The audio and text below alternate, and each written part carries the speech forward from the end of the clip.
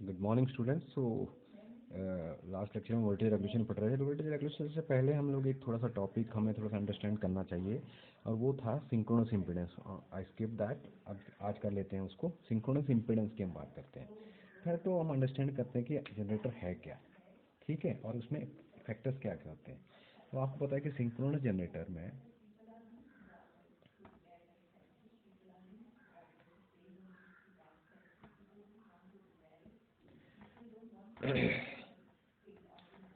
has armature windings,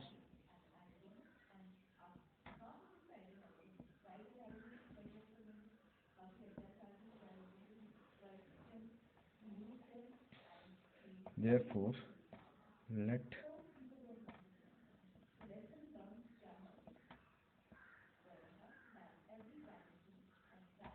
जो हर phase में winding होंगे, हम ले लेते हैं कि जो रेजिस्टेंस की फेज वाइंडिंग है, जो एक फेज में रेजिस्टेंस है, उसको हम आर ए से प्रिंट करते हैं। मतलब रेजिस्टेंस ऑफ आर्मेचर आ गया हमारा आर ए, ठीक है, एक आर ए आ जाएगा, ठीक है। उसके बाद हमारा जो फील्ड बनती है, जो मैं नॉर्थ साउथ के फील्ड बनती है ये अल्टरनेटर में, इस तरह से, है ना। तो ये फील्ड, इसका जो फ्लक्स है, ये जो फ्लक्स है इसका, ऐसे को, this phi F is field flux,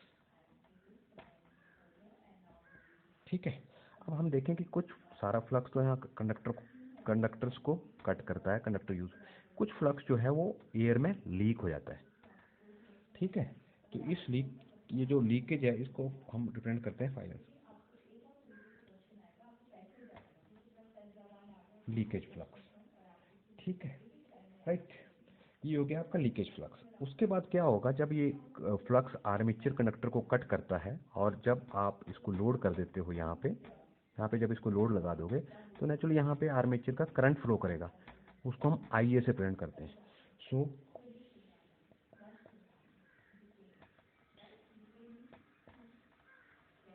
now this armature current will again have its own flux. Armature reaction में हमने देखा था, और उस फ्लक्स को हम ले लेते हैं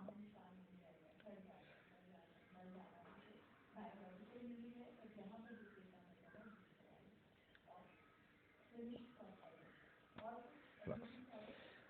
ना ये हमारे पास पैरामीटर है सिंक्रोनस जनरेटर में। सिंक्रोनस इम्पीडेंस को समझने के लिए हमें ये पैरामीटर्स का ध्यान में रखना पड़ता है। अब आपको पता है कि जो वोल्टेज है, एक तो टर्मिनल वोल्टेज होती है, और एक होती है इंड्यूस्ड ईएमएफ।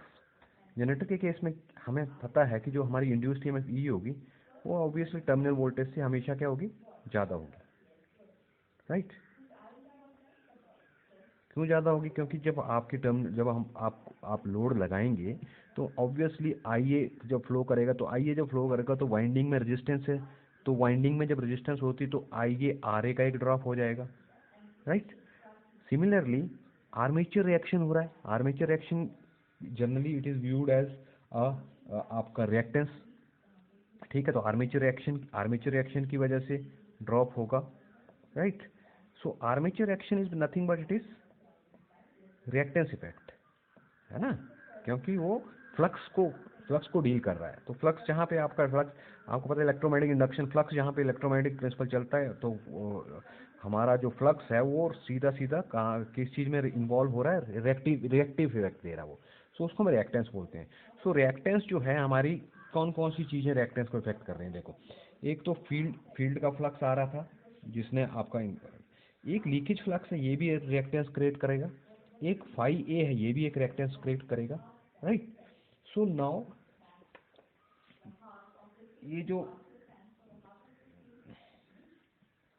हम बोलते हैं फिक्टिशियस ले लेते हैं, फिक्टिशियस मतलब it's not real.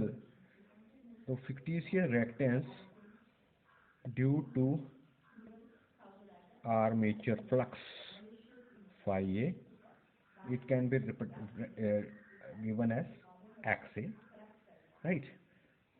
The leakage reactance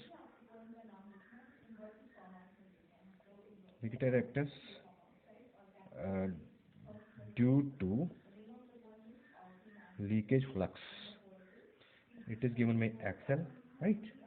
So ये जो combined effect है, ये जो कंबाइंड इफेक्ट है, the sum of XA and XL is called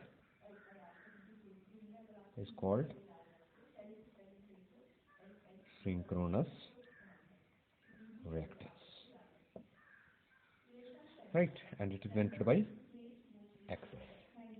fine. So पहले तो आपको सिंक्रोनस रिएक्टेंस का पता नहीं कि सिंक्रोनस रिएक्टेंस क्या है। तो सिंक्रोनस रिएक्टेंस बेसिकली है, ये जो वो रिएक्टेंस है जो दो कारण से हो रही है हमारी। एक हमारी जो लीकेज फ्लक्स की वजह से हो रही है, और एक हमारा जो आर्मेचर रिएक्शन मीन्स जो फ्लक्स आई की वजह से प्रोड्यूस हो रहा है, आर्मेचर, राइट। तो आर्मेचर रिएक्शन का इफेक्ट आ रहा है और हमारा लीकेज रिएक्टेंस का इफेक्ट आ रहा है। तो दो इफेक्टों को मिला के जो टोटल रिएक्टेंस ये जनरेटर हमें पोज कर रहा है करंट को, that reactance is printed as synchronous reactant and it is given by axis, ठीक है। सो ये आ गया आपका सिंक्रोनस रिएक्टेंस। तो बेसिकली हम लोग इसको ऐसे लिख सकते हैं कि आपकी जो इंड्यूस्ड ईएमएफ है, जैसे कि मैंने बताया, वो हमेशा ज़्यादा होगी। तो क्या होगी, एक तो टर्मिनल पर जो वोल्टेज आएगा वो प्लस जो आर्मेचर पे ड्रॉप हो रहा है, ठीक है, प्लस जो रिएक्टेंस है, right, plus IA multiplied by XL plus XC। इसको इस तरह से लिख सकते हैं, और इसको आप ऐसे भी लिख सकते हैं, V प्लस IA तो आपका कॉमन आ गया, RA plus XL plus XA। अब ये XL प्लस XA क्या है, this is XS, so you can write V plus IA RA plus XS, right. और इसको आप ऐसे भी लिख सकते हैं V प्लस IA ZS, क्योंकि this is nothing but it is where ZS is synchronous impedance, ठीक है। अगर मैं इसके फेजर डायग्राम बनाना चाहूँ तो वो भी आपको मैं बता सकता हूँ बना के।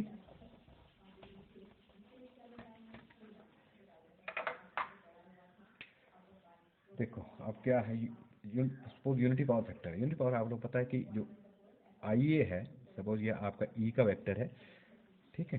तो ये अगर E है तो ऑब्वियसली IA आपका लैग करेगा by some angle, so let this IA be like this, ये IA आपका लैग करेगा, ठीक है, राइट। तो IA के साथ आपका ये आपकी वोल्टेज आ जाएगी IA RA, राइट। अब IA RA क्योंकि ये रजिस्टिव वोल्टेज है IA के साथ इन फेज रहेगी, इसलिए मैंने इसके साथ इसको जोड़ा हुआ है, ठीक है। उसके बाद अगर मैं यहाँ से ड्रॉ करूँ, अब जो हमारा V क्या था, V was E was V plus IA RA plus IA ZS, sorry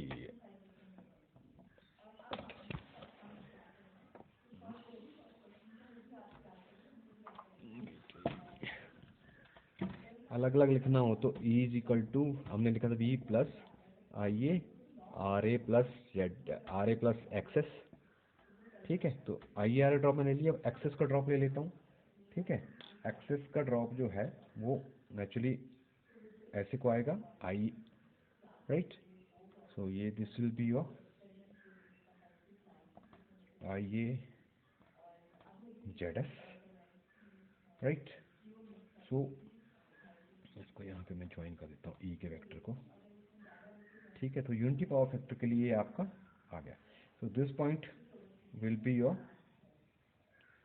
this will be your, यहाँ पे आपका ये पॉइंट आया V plus IA RA, right, IA RA plus IA XS 90 degree, क्योंकि आपका करंट यहाँ है, ये रिएक्टिव वोल्टेज है, राइट।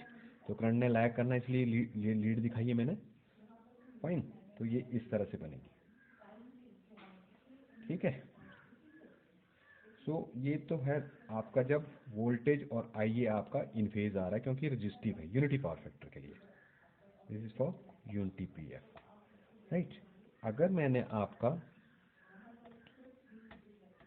लैगिंग के लिए बताना है तो लैगिंग के लिए ऑब्वियसली मेरा जो वोल्टेज का आएगा, वोल्टेज आएगी मेरी यहाँ पे, दैट विल बी लाइक उसका करंट जो है यहाँ आई ए लैग करेगा सम एंगल फाई से, ठीक है।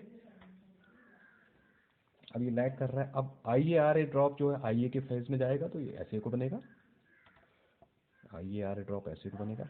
आई ए एक्सेस का ड्रॉप 90 डिग्री इस तरह से, ये यहाँ पे आ जाएगा आपका, ये आपका आई ए जेड एस का बन गया, और ये आपका इस तरह से, सॉरी ये आपका आई ए एक्सेस का बन गया, और ये आपका आई ए जेड एस का बनेगा। ये एक्सेस था, sorry XS not Z S, क्योंकि Z will be combination of आपका रिएक्टेंस एंड ये आपका आई ए जेड एस का ये वाला वेक्टर आएगा।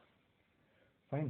सिमिलरली लीडिंग के लिए देख लेते हैं। लीडिंग के लिए क्या होगा, ये आपका ई वेक्टर जो actually that is net total है ई, तो ये जो नेट जहाँ आपका फ्लो करेगा वहाँ आपको वहाँ से नहीं स्टार्ट करना हो, आप उल्टा भी, अगर आपको कोई कन्फ्यूजन है तो let this be your V, so V से आपका करंट लैग करेगा सम एंगल फाई आर्मेचर का, क्योंकि leading power sorry lagging power factor है, करंट ने लैग करना वोल्टेज को। आई ए आर ए ड्रॉप आई ए के साथ आएगा, I A XS drop 90 degree,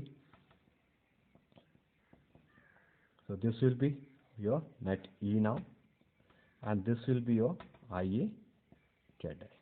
similarly leading power factor के लिए देख लो, लीडिंग पावर फैक्टर के लिए क्या होगा, अब करंट ने वोल्टेज को लीड करना है, so if this is your voltage तो करंट विल लीड समवेयर, ये आई ए वोल्टेज को लीड करेगा लीडिंग पावर फैक्टर में, तो ये V है।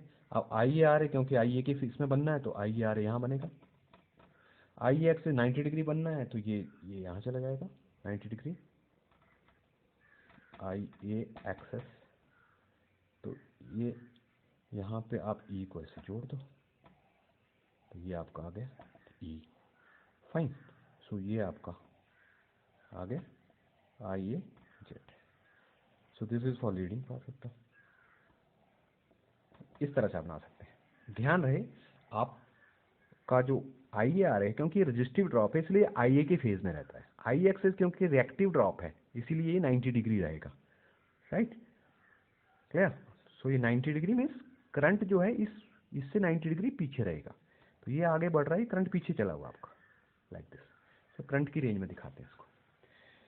सो ये आपके फेजर डायग्राम्स थे जो आपको शो कर रहे हैं कि किस तरह से आपका सिंक्रोनस रिएक्टेंस और आपका सिंक्रोनस इम्पीडेंस का इफेक्ट रहता है। फाइन, ठीक है। So with this V and with this synchronous impedance topic. Thank you.